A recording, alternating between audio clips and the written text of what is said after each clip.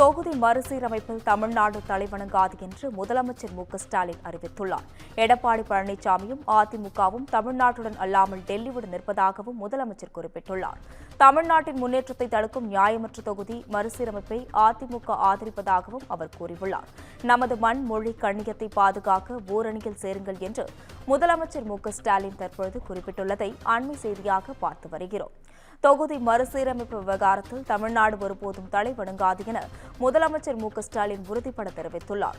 நியாயமான மறுசீரமைப்பு வேண்டும் என மத்திய அரசுக்கு முதலமைச்சர் ஸ்டாலின் வலியுறுத்தியுள்ளார். எடப்பாடி பழனிசாமியும் அதிமுகவும் தமிழ்நாட்டுடன் அல்லாமல் டெல்லியுடன் நிற்கிறார்கள் எனவும் குறிப்பிட்டுள்ளார். தமிழ்நாட்டின் முன்னேற்றத்தை தடுக்கும் நியாயமற்ற தொகுதி மறுசீரமைப்பை அதிமுக ஆதரிப்பதாகவும் கூறியுள்ளார். இதுகுறித்து கூடுதல் விவரங்களை வழங்குவதற்காக செய்தியாளர் சிவகுமார் இணைப்பில் உள்ளார். வணக்கம் சிவகுமார், இதுகுறித்த விவரங்களை பகிரலாம். உலக நாடுகள் முழுவதுமே பாத்தீங்கன்னா இன்று உலக மக்கள் தொகை தினமானது கொண்டாடப்படுது.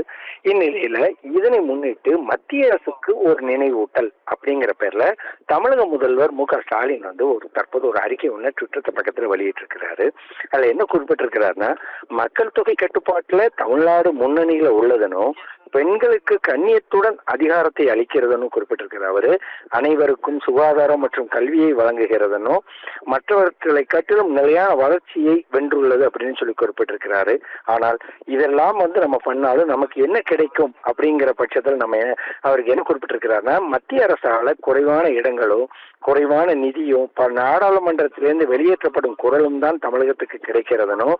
ஏன் அப்படின்னு கேள்வி கேட்டோம் அப்படின்னா, ஏன்னா தமிழ்நாடு சரியானதை செய்யறதால அது டெல்லியை பல்வேறு வகையில் அச்சுறுத்துறதாகவும் குறிப்பிட்டிருக்கிறார். அவரு பழனிசாமியும் அவரது கட்சியும் தமிழ்நாடோடு மட்டுமில்ல, அவங்க தமிழ்நாட்டுக்காக இல்ல டெல்லியோடு நிற்பதாகவோ, நம்ம முன்னேற்றத்திற்காக, அது தமிழகத்தின் முன்னேற்றத்திற்காக நம்மை தண்டிக்கும் நியாயமற்ற எல்லை நிர்ணயத்தை அவர்கள் ஆதரிக்கிறார்கள் அப்படின்னு குறிப்பிட்டதோடு இல்லாம, தமிழ்நாடு ஒருபொழுதும் இதை தலைவணங்காது என்பதோடு அவர் ஒன்றை தெளிவாக சொல்லிக் கொள்வதாகவும் குறிப்பிட்டிருக்கிறாரு.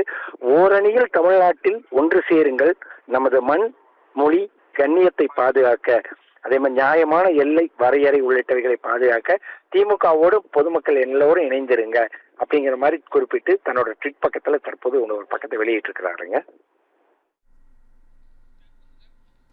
கூடுதல் விவரங்களுக்கு நன்றி சிவகுமார்.